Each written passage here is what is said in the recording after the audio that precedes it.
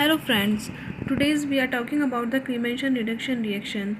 Clemmensen reduction reaction भी one type of preparation of alkene method है. यहाँ हम देख रहे हैं what is Clemmensen reduction.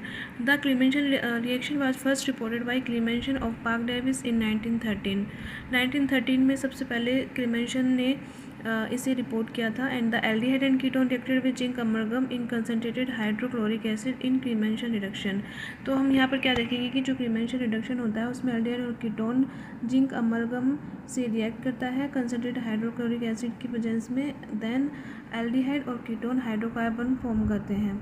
The क्लीमेंशन reduction uses zinc and mercury in the presence of strong acid. The general reaction is, हम general reaction में यहाँ देख रहे हैं कि यहाँ पर कीटोन टाइप का हमने यहाँ पर कार्बोनिल ग्रुप लिया है और यहाँ पर जिंक अमरगम की प्रेजेंस में एंड हाइड्रोक्लोरिक एसिड की प्रेजेंस में क्लीमेंशन रिडक्शन हो रहा है और जो CO ग्रुप हो रहा है वो CH2 ग्रुप में रिड्यूस हो रहा है.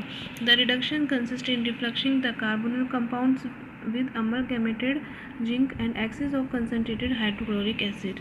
The reduction is useful especially for ketones containing phenolic or carboxylic group which remain unaffected.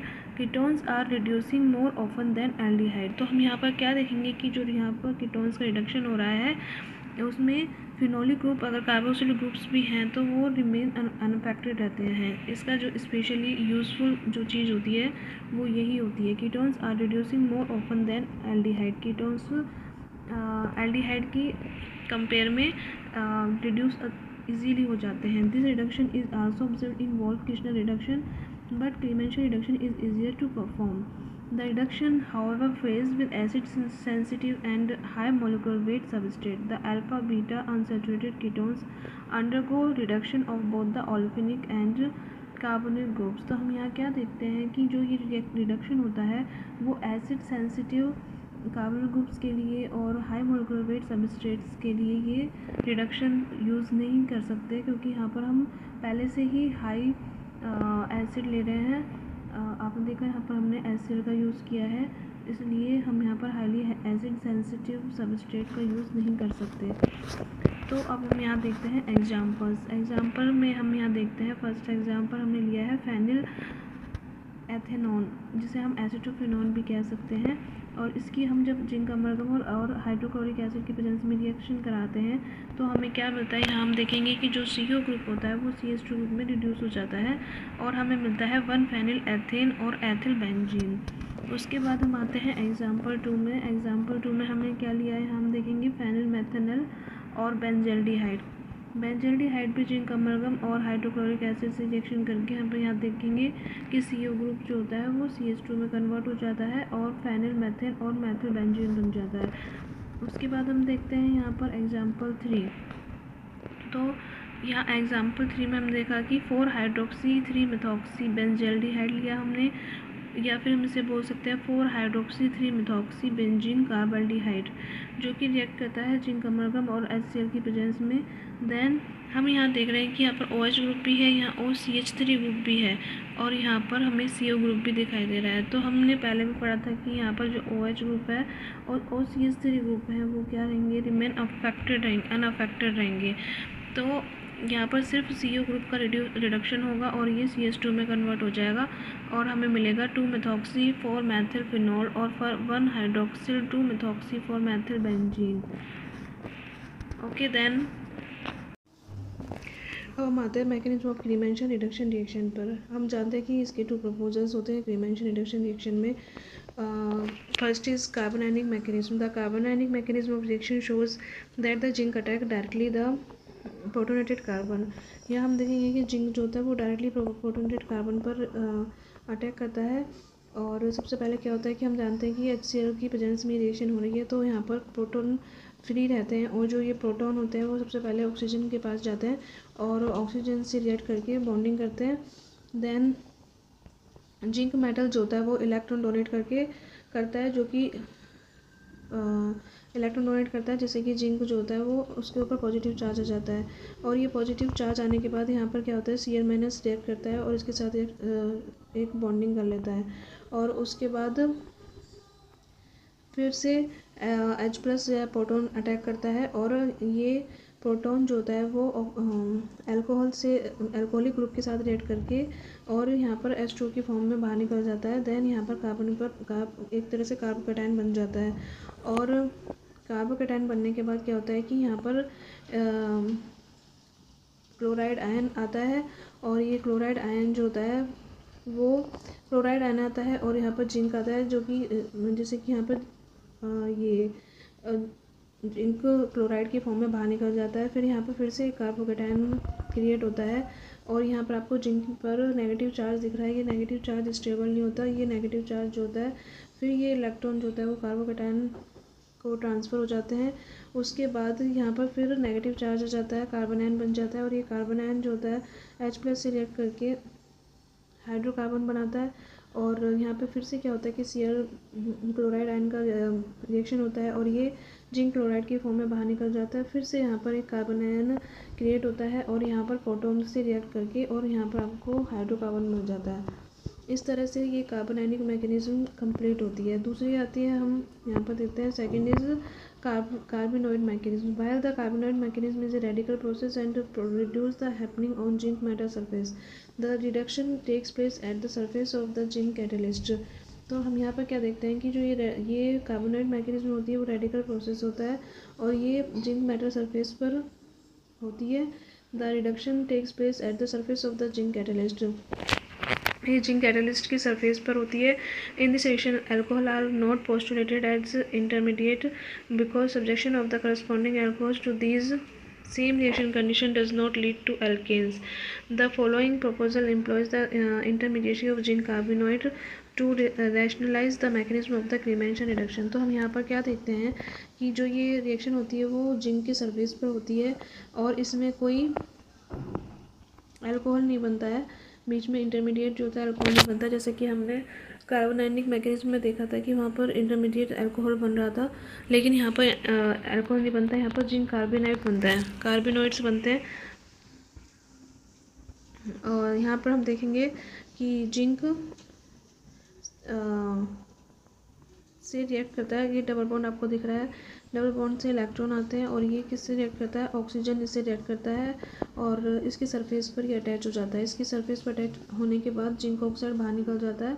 Then फिर से ये अदर जिंक की सरफेस पर अटैच हो जाता है, ये कार्बोनिल ग्रुप जो होता है। और यहाँ पर हम देख रहे हैं कि ये प्रोटॉन जो है, क्योंकि ये ये HCl की प्रेजेंस में हो रहा है तो यहाँ पर प्रोटॉन आपको फ्री मिलेंगे। तो यहाँ पर क्या होता है, ये डबल बॉन्ड जो होता है ये एक इलेक्ट्रॉन जो होता है वो कार्बन को ट्रांसफ़र करता है और ये H+ उसके साथ जाकर अटैच हो जाता है। अब आपको यहाँ पर ये रेडिकल दिख रहा होगा, तो यहाँ पर क्या बन जाता है, एक तरह का जिंक कार्बिनॉइड बन जाता है। यहाँ पर ये जो आप देख रहे हो रेडिकल, इसको बोलते हैं हम जिंक कार्बिनॉइड। और उसके बाद एक और प्रोटॉन आता है और ये प्रोटॉन जो है वो कार्बन के साथ पीछे से अटैक करता है।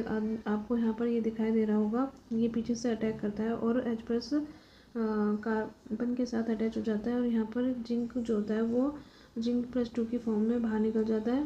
देन आपको हाइड्रोकार्बन मिल जाता है।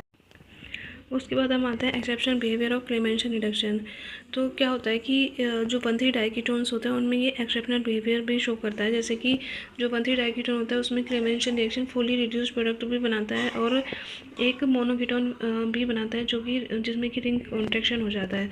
जैसे कि हम यहाँ रिएक्शन में देख सकते हैं कि 5 डाइमेथिसाइक्लोहेक्सेन 1,3 डायोन, यहाँ पर 2 आपको कार्बोनिल ग्रुप्स दिख रहे हैं और जिंक अमरगम की प्रेजेंस में और HCl की प्रेजेंस में रिएक्शन हो रही है। और फर्स्ट प्रोडक्ट आपको मिलता है 1,1 डाइमेथिसाइक्लोहेक्सेन, जिसमें कि जो ये कार्बोनिल ग्रुप्स हैं वो मेथाइलिन ग्रुप में कन्वर्ट हो गए हैं और आपको हेक्सेन मिल जाता है। लेकिन आप दूसरा प्रोडक्ट देख रहे हो 2,4,4 डाइमेथिसाइक्लोपेंटेनॉन, यहाँ पर हम देखेंगे कि यहाँ पर रिंग कॉन्ट्रैक्शन हो गया है, जिससे कि हेक्सेन जो है वो पेंटेन में कन्वर्ट हो गया है।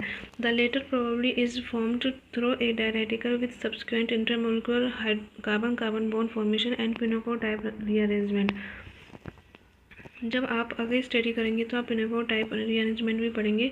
इसमें क्या होता है कि सबसे पहले जो जिंक अमरगम HCl की प्रेजेंस में जब रिएक्शन होती है तो हमें पता है कि HCl की प्रेजेंस में रिएक्शन होने पर प्रोटॉन फ्री हो जाते हैं। ये प्रोटॉन सबसे पहले किससे रिएक्ट करेंगे, ऑक्सीजन से आएंगे और अल्कोहलिक ग्रुप बना लेंगे। अल्कोहलिक ग्रुप बनाने के बाद यहाँ पर क्या होगा कि एल्कोहलिक ग्रुप बनाने के बाद यहाँ पर एक रेडिकल्स बनेंगे और ये रेडिकल्स जो होते हैं वो कार्बन कार्बन बॉन्ड फॉर्मेशन करेंगे इंट्रामोलिकुलर एंड देन फिर प्रोटॉन अटैक करेगा तो एक वाटर मॉलिक्यूल बाहर निकल जाएगा और फिर यहाँ पर क्या होगा कि जो हाइड्रोजन होगा जो कि अटैच होगा ऑक्सीजन से, जो एल्कोहलिक ग्रुप है वो क्या करेगा, H+ की फॉर्म में बाहर निकल जाएगा और यहाँ पर डबल बॉन्ड फॉर्मेशन कर जाएगा। और रिएक्शन का क्या होगा, यहाँ पर रिएक्शन जो भी यहाँ आप देख रहे हो कि यहाँ पर CH2 double bond CH2 ring के साथ है, तो और ये जो रिंग होती है फिर यहाँ पर प्रोटॉन फिर अटैक करेगा और ये जो CH2 है वहाँ से डबल बॉन्ड है, वहाँ से इलेक्ट्रॉन वहाँ जाएगा और ये जो प्रोटॉन है वो यहाँ पर मिथाइल ग्रुप बना लेगा। इस तरह से यहाँ पर हम देख रहे हैं पिनेकोर टाइप का रीअरेंजमेंट होकर और यहाँ पर क्या होता है, रिंग कॉन्ट्रैक्शन हो जाता है। ये होता है एक्सेप्शन इन द क्रीमेंशन रिडक्शन। उसके बाद हम आते हैं एप्लीकेशन ऑफ क्रीमेंशन रिडक्शन पे। इसमें क्या है, फर्स्ट एप्लीकेशन जो इसकी ये है, alkene from alkenyl chloride can be prepare from any organic compound which can be transform into alkenyl halide. तो हम यहाँ क्या देखते हैं कि जो एल्किनिल क्लोराइड्स होते हैं ये किसी can be prepare from any organic compound से बन सकते हैं और इनको कैसे भी एल्किनिल हैलाइड्स में कन्वर्ट भी किया जा सकता है। The reaction is widely use to convert the carbon group into a methyl group. ये तो हमने स्टडी में भी देख लिया, मैकेनिज्म में भी देख लिया कि हम इसका यूज़ क्यों करते हैं। हमें किसी भी कार्बन ग्रुप को अगर मेथाइल ग्रुप में कन्वर्ट करना है तो हम इस रिएक्शन का यूज़ कर सकते हैं। Preparation of polycyclic aromatic and aromatics containing unbranched side hydrocarbon chain. तो इसमें हम क्या कर सकते हैं, पॉलीसाइक्लिक जो एरोमेटिक्स हैं या एरोमेटिक कंपाउंड्स हैं उनसे भी हम क्या बना सकते हैं, यहाँ पर हाइड्रोकार्बन बना सकते हैं। The reaction helps to reduce the aliphatic and mix aliphatic aromatic carbonyl compounds. यहाँ हम क्या कर सकते हैं, जो एलिफेटिक या mixed aliphatic aromatic carbon compounds हैं उनको भी हम रिड्यूस करके और हम हाइड्रोकार्बन्स बना सकते हैं। The reduction of Clemmensen is most widely use to transform acyl benzene to alkyl benzene. इसे मोस्टली यूज़ किस लिए किया जाता है, क्योंकि जो फ्रीडल क्राफ्ट के से जो एसिलेशन होता है उससे एसिलेशन से हमें अगर एसिल बेंजीन जो मिलता है जैसे कि तो उसे हम एल्किल बेंजीन में भी कन्वर्ट कर सकते हैं। तो आप बताइएगा कि आपको ये क्रीमेंशन रिडक्शन जो रिएक्शन है वो आपको कैसी लगी, इसका एक्सप्लेनेशन आपको कैसा लगा, और आपको कोई प्रॉब्लम आ रही हो तो आप प्लीज़ मुझे कमेंट करके ज़रूर बताएं और लाइक एंड शेयर करना ना भूलें। Thank you.